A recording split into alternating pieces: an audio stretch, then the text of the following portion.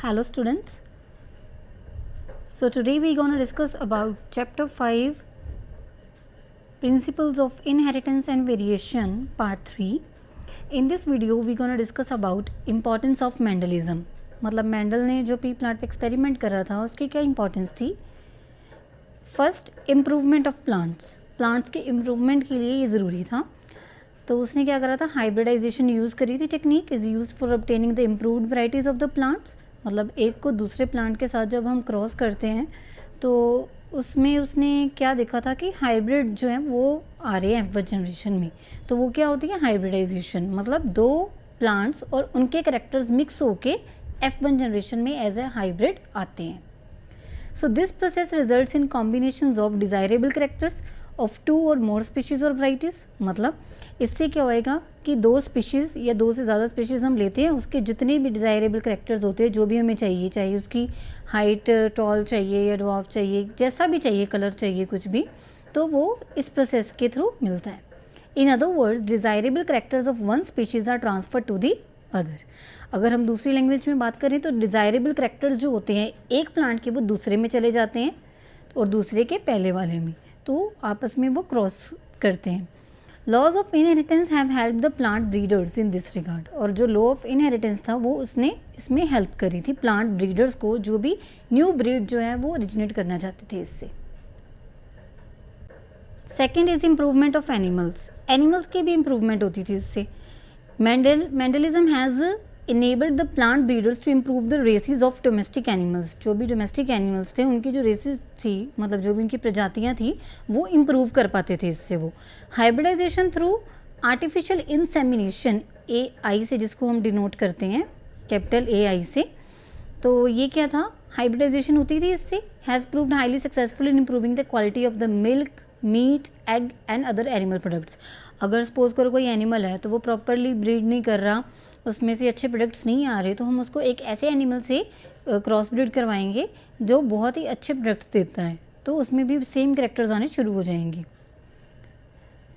Improvement of human race. Laws of heredity postulated by Mendel are equally applicable to mankind. इसी तरह Mankind में भी ये सब कुछ एप्लीकेबल होता है. पहले हमने ये प्लांट्स में पढ़ा, देन एनिमल्स में, एंड देन ह्यूमन में. Disputed parentage.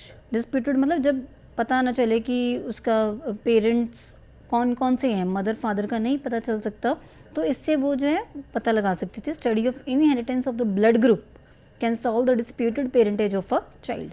ब्लड ग्रुप के थ्रू हम पता लगा सकते हैं कि वो उसके पेरेंट्स कौन से हैं. Then genetic counselling. With the knowledge of Mendelism, genetic counsellor can predict the possibility of hereditary defect in a future. मतलब उसके फ्यूचर में कौन सा हेरिडिटरी इफेक्ट आने वाला है, उसमें कौन सी कमी आने वाली है जो अभी चाइल्ड नहीं आया. And even the detect the genetic disorders in early foetus. जब फीटस छोटा सा ही होता है अभी, तो उसमें कौन कौन से जीन के रिलेटेड जेनेटिक डिसऑर्डर्स आने वाले हैं उसको भी हम पता लगा सकते हैं. Next is reasons for Mendel success. Mendel success के क्या रीजंस थे, मतलब उसका जो एक्सपेरिमेंट था पी प्लांट पे वो बहुत ही सक्सेसफुल रहा, तो उसके क्या कारण थे. सबसे पहला, his choice of plants of as pea plant. उसने पी प्लांट को चूज़ करा था जिसका क्या बोटैनिकल नेम होता है pisum sativum. For his breeding experiment was excellent. बहुत अच्छा प्लांट था वो.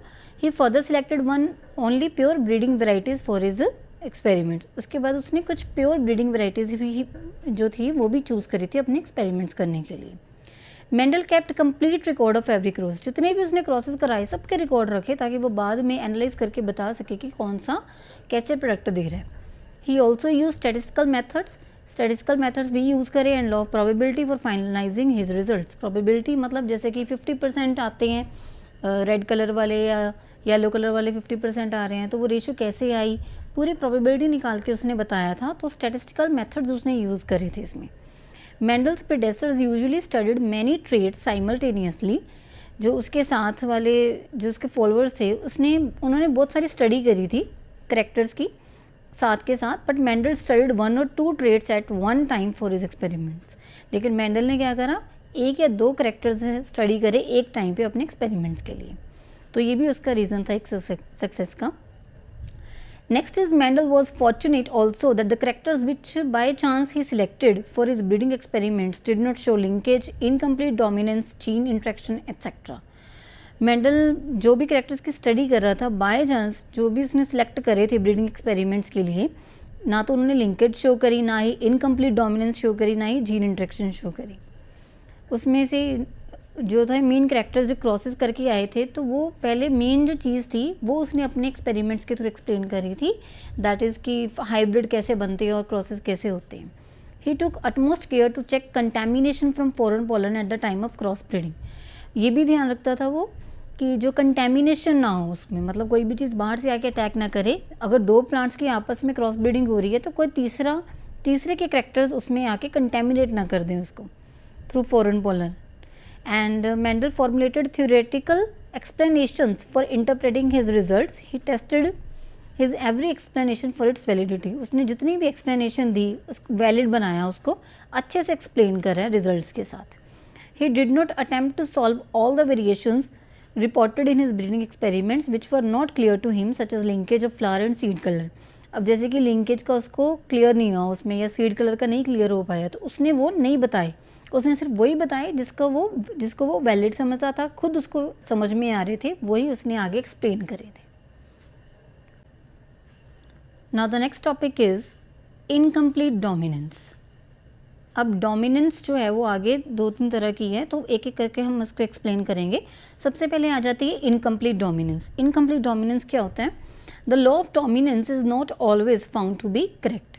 लॉ ऑफ डोमिनेंस क्या था कि जैसे एक कैपिटल टी है और एक स्मॉल टी है, तो टी कैपिटल टी जो है वो अपने आप को एक्सप्रेस करेगा, तो वो क्या एक्सप्लेन कर रहा है कि वो डोमिनेंट है, किससे? स्मॉल टी से। सो जो लॉ ऑफ डोमिनेंस था इसमें लग रहा, वो हमेशा करेक्ट नहीं होता है। There are many examples where the complete dominance is absent, जहाँ पे मतलब कुछ ऐसे भी एग्जाम्पल्स है जिसमें ये नहीं फॉलो हो रहा। So in such cases some traits of F1 phenotype is intermediate between those of the parental traits. तो इसमें क्या करते थे कि जो F1 जनरेशन निकलती थी हाइब्रिड वाली, वो क्या होते थे? इंटरमीडिएट बन जाते थे पेरेंटल्स के बीच में। तो इनकम्प्लीट डोमिनेंस क्या होती थी? The genes of an allelomorphic pair are not expressed as dominant. अब जो भी पेयर था, जैसे ये दोनों का पेयर है, तो ये तो जो थे वो एक्सप्रेस नहीं कर पाते थे कि डोमिनेंट है या रिसेसिव है, बट एक्सप्रेस देमसेल्व्स पार्शियली, आधे आधे अपने आप को वो एक्सप्रेस करते थे when present together in the hybrid. As a result F1 hybrids show character intermediate to the effect of the two genes of the parents। इसकी वजह से इन दोनों ने इंटरमीडिएट इफेक्ट शो करा अपना। और इसका गुड एग्जाम्पल कौन सा इनकम्प्लीट डोमिनेंस का? Mirabilis jalapa 4 o'clock plant. इसमें बहुत ही अच्छे से इनकम्प्लीट डोमिनेंस को मेंडल ने एक्सप्लेन करा था। तो ये आपको एग्जाम्स में पूछा जाता है कि give an example of incomplete dominance with the help of a cross, तो आप मिराबिलिस जलपा में एक्सप्लेन करोगे। एंड दूसरा इसका एग्जाम्पल है antirrhinum majus dog flower. It has also been noticed in Andalusian foul.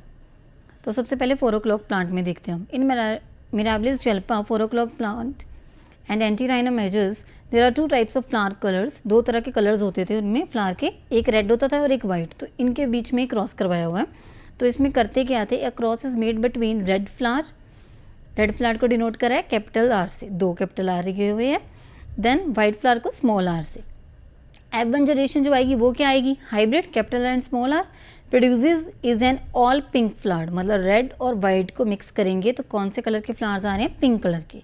When these F1 pink flowers are self pollinated और crossed among themselves, जब इनकी आपस में सेल्फिंग करवाई तो F2 जनरेशन निकली। So they produced red, pink and white, 3 तरह के दिए उसने आगे F2 जनरेशन में प्रोडक्ट्स, और क्या निकला? 1:2:1। अगेन एक कौन सा बना? प्योर रेड, एक बना हाइब्रिड, 2 बने हाइब्रिड और एक बना वाइट। तो यही उसने करके दिखाया हुआ है इनकम्प्लीट डोमिनेंस इन 4 o'clock प्लांट। तो इसमें क्या होता है कि एक रेड कलर का फ्लावर लिया, कैपिटल आर, इसको क्रॉस करवाया स्मॉल आर के साथ। ये P1 पेरेंट्स 1 है, फर्स्ट जनरेशन के, इसलिए P1 लिखते हैं हम इसको। तो क्रॉसिंग ओवर करवाई तो क्या बन गया? पिंक कलर के हाइब्रिड बन गया। इसकी आगे सेल्फ पॉलिनेटेड या क्रॉस पॉलिनेटेड इसको करवाएंगे तो ये 4 तरह के प्रोडक्ट बनेंगे। तो प्रोजेनी में क्या क्या आ गया? कैपिटल आर रेड कलर के, 2 आ गए हाइब्रिड इसमें, और एक क्या आ गया? स्मॉल आर वाइट कलर के। तो इसकी रेशो क्या आएगी? 1:2:1। तो ये क्या था? इनकम्प्लीट डोमिनेंस का एग्जाम्पल था। किसमें? मिराबिलिस जल्पा में 4 o'clock प्लांट में रेशियो कितनी आ रही है, 1:2:1। इसी तरह से सेम उसने एंडालुसियन फाउल में भी करके देखा था इनकम्प्लीट डोमिनेंस को। तो उसमें क्या करा था, उसने कलर ले लिया था फॉल का, एक ब्लैक कलर का एक वाइट कलर का। ब्लैक वाले को कैपिटल बी से डिनोट करा और वाइट वाले को स्मॉल बी से। तो जब क्रॉसिंग ओवर करवाई, कैपिटल बी आ गया, स्मॉल बी आ गया, इन दोनों की क्रॉसिंग ओवर हुई, क्या बन गया, capital B and small B. तो ये क्या निकल गया, हाइब्रिड। ब्लैक और वाइट से क्या बन गया, ब्लू कलर की ये प्रोजेनी निकली है F1 जनरेशन में। तो अगेन इसकी भी आगे आप सेल्फ पॉलिनेटेड क्रॉस पॉलिनेटेड करवाओगे तो आपके पास सेम रेशियो आएगी। अब इस रेशियो में होएगा क्या, अब जैसे कि 1:2:1 आई, अगर हम 100% में से इसको करके देखें तो ये कितना निकलता है, 25%। तो 25% के आगे ब्लैक्स, ये भी कितना होएगा 25% के आगे वाइट्स, और ब्लूज़ कितने आए हैं, 2 है इसकी रेशियो, तो 50% हो गए ब्लूज़। तो इस तरह से उसने प्रोबेबिलिटी थ्योरी के थ्रू सारा ये एक्सप्लेन करा था। हाँ जी, तो नेक्स्ट टॉपिक है इंट्रैक्शंस, जीन इंट्रैक्शंस। तो जीन इंट्रैक्शंस दो तरह की थी, एक है इंट्राजेनिक इंट्रैक्शन और एक होती है इंटरजेनिक इंट्रैक्शन। जो इंट्राजेनिक होती है, इंट्रा का मतलब होता है विदिन, विदिन मतलब किसी के अंदर जब हम लेते हैं, और इंटर मतलब इन बिटवीन टू, जैसे ये दो है तो इनके बीच में जो होएगी वो क्या होएगी, इंटरजेनिक। अब इंट्राजेनिक इंट्रैक्शन जो होती है वो इंटर एलीलिक होती है। In this case 2 alleles located on the same gene locus, मतलब एक जीन लॉकस है सपोज करो, उसके ऊपर ऐसे लगे हुए हैं जीन्स, तो ये जो पॉइंट है जहाँ पे ये अटैच्ड है उसको हम जीन लोकस बोल देते हैं। On 2 homologous chromosomes of gene interact in such a fashion to produce phenotypic expression, मतलब 2 जीन्स ऐसे लगे हुए हैं तो ये आपस में ऐसे इंटरेक्ट कर रहे हैं कि फिनोटिपिक एक्सप्रेशन दे रहे हैं, other from normal dominant recessive phenotype, जो कि नॉर्मल देते हैं उससे थोड़ा डिफरेंट होता है। तो इसका एग्जाम्पल क्या आ जाता है, कोडोमिनेंस एंड मल्टीपल एलील्स, मतलब इंट्रा में जब वो क्या करते हैं, located 2 alleles on the same gene locus of gene interact, मतलब सेम जीन लोकस के ऊपर एक इस तरफ है एक इस तरफ है, आपस में इस तरह से इंटरेक्ट करके फिनोटिपिक एक्सप्रेशन देते हैं कि वो अलग से एक रेशियो प्रोड्यूस कर सके। और इसका एग्जाम्पल होता है कोडोमिनेंस जो मैंने अभी बताया, और एक मल्टीपल एलील्स। मल्टीपल एलील्स हम आगे, एक कोडोमिनेंस, एक अभी जो हमने डिस्कस करी थी वो इनकम्प्लीट डोमिनेंस थी, कोडोमिनेंस और मल्टीपल एलील्स हम आगे डिस्कस करेंगे।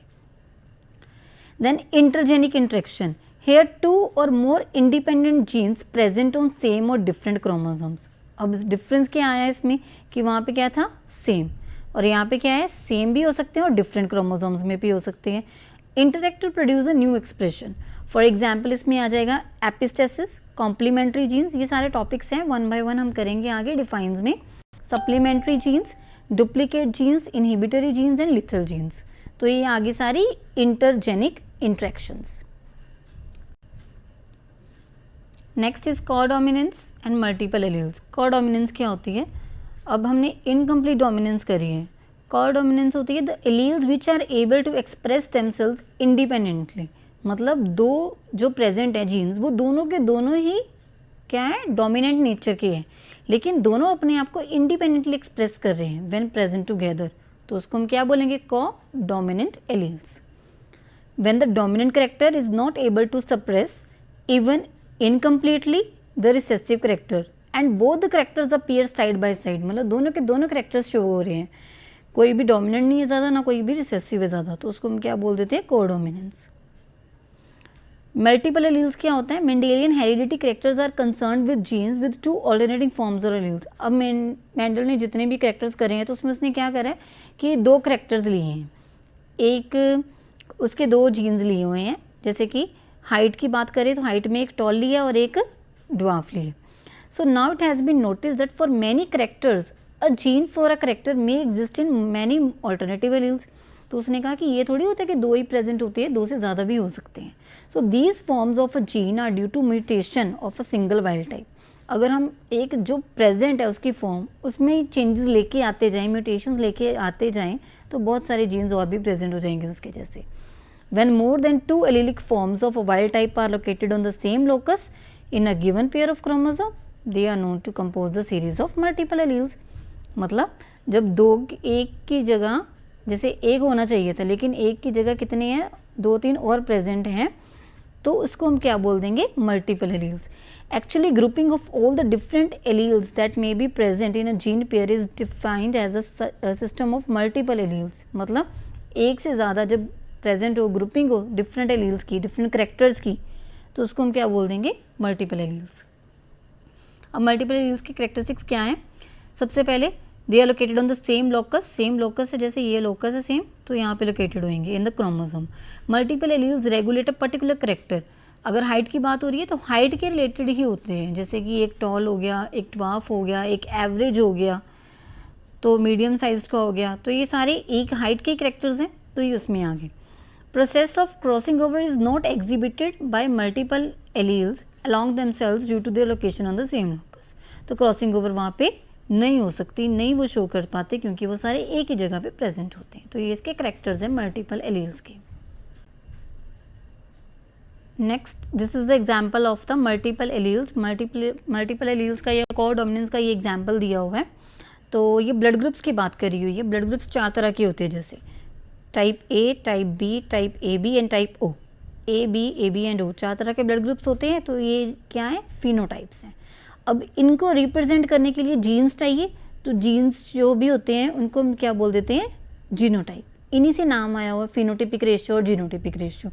जो जीन्स एक्सप्रेस करते हैं वो जीनोटिपिक रेशियो, जो करेक्टर निकल के आता है वो फिनोटिपिक रेशियो। अब जीनोटाइप है, कैपिटल ए को हमने करना है, उसको डिनोट करना है, तो आई लेंगे, आई के ऊपर ऐसे हम ए लगा देंगे, तो ये 2 लेते हैं, 2 में से एक निकल जाता है आगे डोमिनेंट बन के, है ना। तो ऐसे है क्या, आई ए एक ये हो गया, दूसरा होएगा आई ए और स्मॉल आई। अब स्मॉल आई इसमें इतने ज़्यादा एक्सप्रेसिव नहीं होता, तो ये साथ में लगाते हैं बस। ऐसे ही हम लेंगे आई बी और आई बी स्मॉल आई, 2 होते हैं इसके भी एक्सप्रेस करने वाले। ये बिल्कुल वैसे ही है, हाइब्रिड जैसे बनता है, एक टॉल का ले लिया, एक ड्वार्फ का ले लिया, तो एक्सप्रेस तो डोमिनेंट वाले नहीं करना, टॉल वाले ने, तो आई ए ही निकलेगा इसमें से blood group. Next A B है, I A and I B एक ही होता है इसके लिए, और टाइप ओ के लिए होता है स्मॉल आई 2 बार। तो ये तो थे जीनोटाइप, फिनोटाइप हो गए, जीनोटाइप हो गए। अब एंटीजन्स कौन से निकलेंगे, ए में से कौन सा निकलेगा, ए, बी में से बी, ए बी में से ए एंड बी, आई में से नन, मतलब ओ वाले में कोई भी एंटीजन प्रेजेंट नहीं होता। अब आगे एक टेबल दिया हुआ है, इसमें बताया हुआ है table showing the genetic basis of blood groups in human population. मतलब जीन के कौन से बेस को यूज़ करा जाता है कि ब्लड ग्रुप पता लगा सके हम ह्यूमन पॉपुलेशन में कैसा है। सपोज करो पेरेंट 1 है, पेरेंट 2 है, दोनों में से एलील लिए हमने, करेक्टर्स लिए हैं। अब फादर है जो, वो पेरेंट 1 है, मदर, फादर के लिए एफ लिख देंगे यहाँ पे और मदर के लिए एम लिख देंगे। तो जो ऑफस्प्रिंग आएगा, मतलब कोई भी सन या डॉटर है दैट इज ऑफस्प्रिंग, तो उसका जीनोटाइप क्या निकलेगा, फिर उसमें ब्लड कौन सा प्रेजेंट होएगा। तो पेरेंट का अगर सपोज करो आई ए है ब्लड ग्रुप, और मदर का कितना है, सेम आई ए, तो ऑफस्प्रिंग का क्या होएगा, आई ए, तो कौन सा आया इसमें से ब्लड ग्रुप, कैपिटल ए। इसी तरह से फादर का ए है, मदर का बी, तो I A and I B offspring का आएगा, so blood group is A B. Father का ए है, मदर का स्मॉल आई, तो इसमें क्या आ जाएगा, आई ए एंड स्मॉल आई, तो मैंने अभी बताया था कि डोमिनेंट कौन सा होएगा, दिस वन, तो capital A. Then I B and I A, मतलब आपने इसमें क्या करना है कि एक एक करके सारे करेक्टर्स ले लो, एक दूसरे की इनकी क्रॉसिंग ओवर करवा दो। जैसे कि पहले आई ए के 3 लिए, वो तीनों पहले ए से करवा दिए, फिर बी से, फिर स्मॉल आई से, ऐसे ही फिर 3 बार लिया कैपिटल बी का, फिर उसको ए बी स्मॉल आई, फिर रह गया कौन सा लास्ट वाला आई, उसका करवा दिया, तो उसमें से ओ ब्लड ग्रुप निकलता है। तो ऐसे आप इजीली पता लगा सकते हो कि ब्लड ग्रुप कौन सा निकलेगा ऑफस्प्रिंग में, अगर फादर और मदर का ये है। तो ये सिंपल क्रॉसेस भी पूछे जाते हैं एग्जाम्स में कि what would be the genotype of the offspring if the father has A blood group and the mother has B blood group. तो आप इजीली अब पता लगा सकते हो। तो ये आगे क्रॉस करके दिखाया हुआ है, results of a cross between a male I A small I and female I B I. अगर ये हमें दे दिए 2, मेल का ये है, फीमेल का ये है, तो इस तरफ हम क्या करेंगे, मेल का लेंगे, इस तरफ हम फीमेल का लेंगे। तो आई ए आई इस तरफ लिख दिया, आई बी एंड स्मॉल आई इस तरफ लिख दिया। This is for male, heterozygous for blood group A. मतलब एक तो इसमें से ब्लड ग्रुप ए निकल रहा है, दूसरा ये प्योर तो है नहीं, अगर आई ये दोनों तरफ होता तो होता ये प्योर, लेकिन इसमें एक तरफ क्या है स्मॉल आई, तो ये क्या हो गया हेट्रोजाइगस। अगर दोनों आई ए ही होते तो वो होता होमोजाइगस, उसको फिर हमने होमोजाइगस बोलना था। इसी तरह से फीमेल में भी यही है, I B and small I, तो ये भी क्या हो गया heterozygous blood group B for the female. तो हम इनकी जब क्रॉसिंग ओवर करवाएंगे तो इन दोनों का पहले करेंगे, क्या आ गया I A and I B, group A भी आ गया। देन उसके बाद I B and small I, तो इसका क्या आएगा आई बी स्मॉल आई, तो ग्रुप कौन सा आएगा इसमें से बी अगेन। फिर इसका करेंगे इन दोनों का आई ए स्मॉल आई, ये आ गया ग्रुप ए, और फिर लास्ट वाला इसका और इसका स्मॉल आई, ग्रुप आई आ जाएगा, तो ग्रुप ओ लिख देंगे जिसको हम, राइट। तो इस तरह से आपको क्वेश्चंस आते हैं एग्जाम्स में कि अगर मेल और फीमेल का ब्लड ग्रुप ये है तो ऑफस्प्रिंग का जीनोटाइप क्या होएगा। So you can easily explain through this experiment. Thank you for more videos, subscribe to the channel science with.